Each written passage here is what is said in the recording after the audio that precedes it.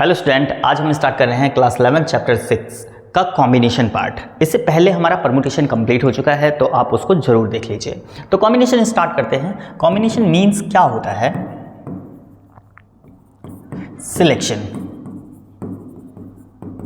Okay, अब मान लो इसमें कुछ ऑब्जेक्ट्स हैं, मान लेते हैं हम ए, बी एंड सी।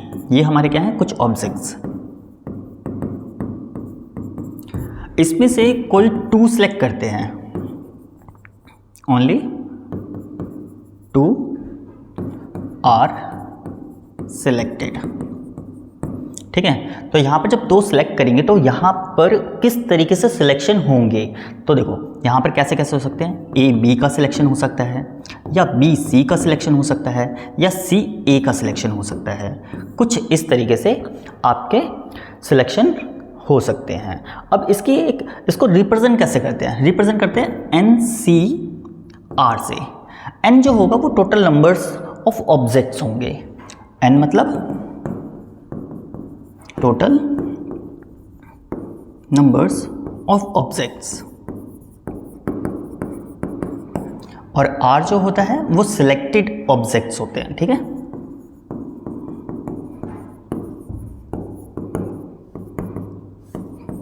ठीक है।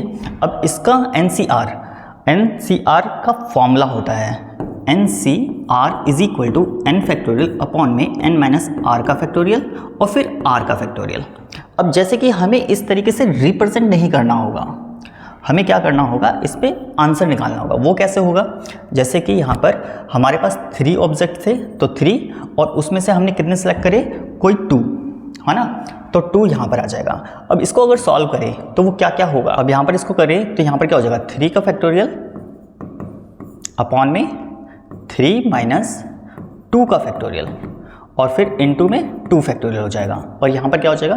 3 फैक्टोरियल अपॉन में 1 फैक्टोरियल, और यहाँ पर मल्टीप्लाई में 2 का फैक्टोरियल। तो इसको सॉल्व करेंगे तो 3 इंटू 2 इंटू 1 अपॉन में 1 फैक्टोरियल 1 के बराबर, और इसको हम क्या लिख सकते हैं? 2 इंटू 1। तो इससे ये खत्म हो जाएगा, ओनली कितना आ जाएगा? 3 आ जाएगा। तो इस तरीके से हमें सॉल्व करना होगा, इस तरीके से लिख के नहीं दिखाना होगा।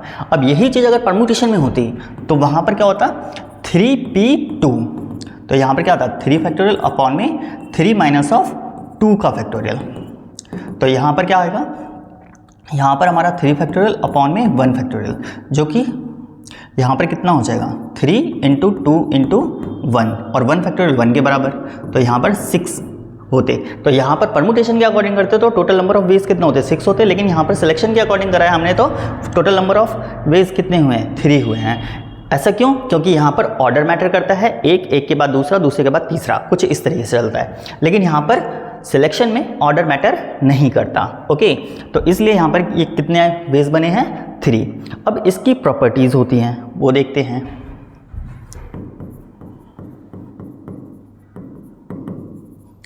प्रॉपर्टीज फर्स्ट, जैसे कि फॉर्मूला हमने लिखा था, क्या था? एनसीआर, एन फैक्टोरियल अपॉन में एन माइनस ऑफ आर का फैक्टोरियल, फिर R factorial. And second NCN हमारा 1 के बराबर होता है। एंड थर्ड NC0, ये भी हमारा n के बराबर होता है। ओके, एंड फोर्थ NC1, ये हमारा n के इक्वल होता है। Next fifth NCR is equal to NCN minus R के इक्वल होता है। मतलब कि इसमें भी अगर हम फॉर्मूला लगाएं तो वो भी हमारा क्या आ जाएगा? NCR के इक्वल ही होगा। Next sixth NCR plus NCR minus 1 is equal to N plus 1 CR। तो ये भी प्रॉपर्टी होती है। तो इस पे बेस्ड हमारे डायरेक्टली क्वेश्चन पूछे जाते हैं, जो कि एक नंबर के आते हैं, तो इनको भी अच्छे से लर्न कर लेना। ओके, अब यहाँ पर देखो बच्चे, जैसे कि नेक्स्ट, जैसे कि 5C3 है। ओके, अब इसको हम सॉल्व करें तो कैसे करेंगे? यहाँ पर आ जाएगा हमारा 5 का फैक्टोरियल अपॉन में 5 माइनस ऑफ 3 का फैक्टोरियल, और फिर 3 फैक्टोरियल। इसको सॉल्व करेंगे तो 5 फैक्टोरियल अपॉन में यहाँ पर कितना हो जाएगा? 2 फैक्टोरियल इंटू 3 फैक्टोरियल। तो इसको अगर लिखें तो क्या लिखेंगे? 5 इंटू 4 इंटू 3 का फैक्टोरियल लिख देंगे, ताकि 3 से 3 कट जाए, एंड 2 इंटू 1 इंटू 3 फैक्टोरियल। तो इससे ये कट जाएगा, और फिर इससे ये कटेगा तो कितना आएगा? 10। अब ये हमने फॉर्मूले के अकॉर्डिंग करा। अगर यही चीज़ अगर डायरेक्टली करनी होती तो कैसे करते? तो जैसे कि यहाँ पर 5C3 है हमारे पास, तो हम क्या करेंगे, 5 को जो जितना भी R होगा उतने टाइम्स ओपन करो। जैसे कि यहाँ पर 5 इंटू 4 इंटू एंड 3 अपॉन में 3 इंटू 2 इंटू 1, मतलब कि जो R है उसको 1 तक ले जाना है। अब यहाँ पर क्या हो जाएगा, 3 से 3 कैंसिल और इससे इसको कैंसिल करेंगे तो 2, तो 5 2 सा 10, ये डायरेक्टली हो जाएगा। एक और समझते हैं, जैसे कि 6C2, तो यहाँ पर 6C2 है, जो 6 को कितने टाइम्स ओपन करना है, सिर्फ और सिर्फ 2 टाइम्स।